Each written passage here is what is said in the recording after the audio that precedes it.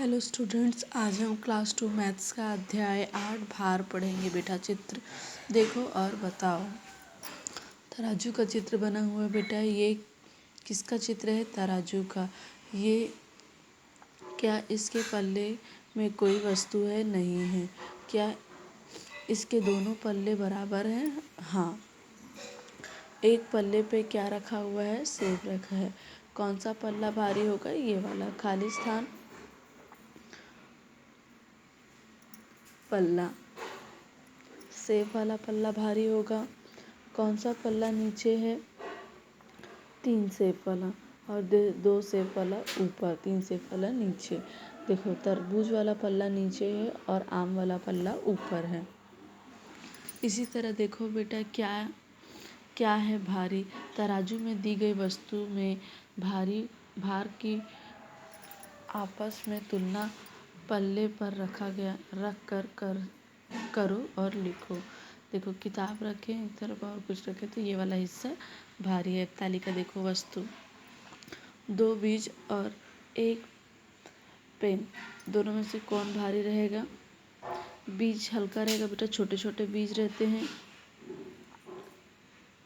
और पेन भारी रहेगा। ठीक है। दूसरा देखो, 1 पेंसिल और डस्टर। पेंसिल हल्की रहती है क्योंकि वह बहुत छोटी सी रहती है और डस्टर भारी रहेगा।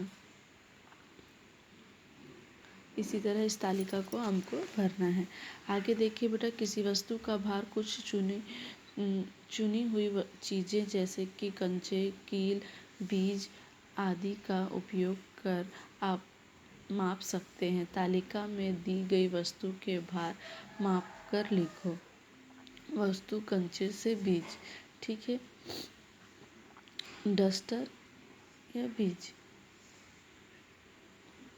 कंचे से और बीज से भारी है। क्या है? तालिका में दी गई वस्तु को भार माप कर लिखो।